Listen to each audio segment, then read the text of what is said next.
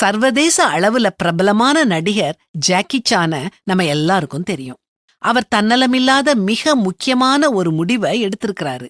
அவருடைய மிக பெரிய சொத்த, அதாவது $400 மில்லியன் சொத்த, நம்ம ரூபாயில சொல்லணும்னா 40,000 கோடி ரூபாய் மதிப்புள்ள சொத்த தன்னுடைய மகன் ஜேசி சானுக்கு கொடுக்காம தர்மத்துக்கும் தொண்டூழியங்களுக்கும் எழுதி கொடுத்துட்டாரு.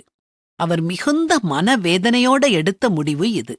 அவருடைய மகன் ஜேசி சான் போதைப் பொருட்களுக்கு அடிமையாயிட்டான்.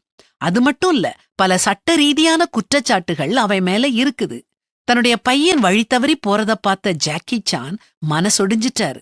அவருடைய செல்வம் சொத்து அவன்கிட்ட சேர்ந்து கெட்ட வழியில அழிக்கப்படுறத விட தேவையுள்ளவங்க கிட்ட போய் நல்ல பலனை கொடுக்கட்டுமேன்னு நினைச்சு இந்த முடிவை எடுத்தாரு. இத பற்றி ஜாக்கி சான் கிட்ட கேட்டப்போ அவர் இப்படி சொன்னாரு: என் பையனுக்கு திறமை இருந்தா அவன் பணம் சம்பாதிக்கட்டும். அவனுக்கு திறமை இல்லாட்டி ஏன் பணத்தை அவன் தீய வழியில அழிக்கத்தான் செய்வான். அதுக்கு நான் வழி கொடுக்க மாட்டேன். ஜாக்கி சானின் வார்த்தைகள் ஒரு மகனுக்கு எது சிறந்ததுன்னு தெரிஞ்ச ஒரு தந்தையின் ஞானத்தை வெளிப்படுத்துது. இது ஒரு கடினமான முடிவு, ஆனா சரியான முடிவு. நம்மகிட்ட இருக்கிறதெல்லாம் நம்முடைய பிள்ளைங்களுக்கு கொடுக்கறது சிறந்த பரிசு இல்ல. அவங்க தகுதி அறிஞ்சு கொடுக்கறது தான் சிறந்த பரிசு. நம்ம வாழ்க்கையிலையும் கடவுள் நம்ம கேட்டது எல்லாத்தையும் கொடுக்க மாட்டாரு. நம்ம தகுதி அறிஞ்சு நாம அதை ஒழுங்கா பயன்படுத்துவோமான்னு அறிஞ்சுதான் கொடுப்பாரு. நமக்கு என்ன கொடுக்கணும், எப்போ கொடுக்கணும், எப்படி கொடுக்கணும்னு அவருக்கு தெரியும்.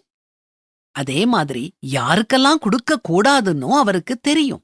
பரிசுத்தமானதை நாய்களுக்கு கொடாதேயுங்கள், உங்கள் முத்துக்களை பன்றிகள் முன் போடாதேயுங்கள், போட்டால் தங்கள் கால்களால் அவைகளை மிதித்து திரும்பிக் கொண்டு உங்களை பீறி போடும்னு இயேசு சொல்லியிருக்கிறாரே.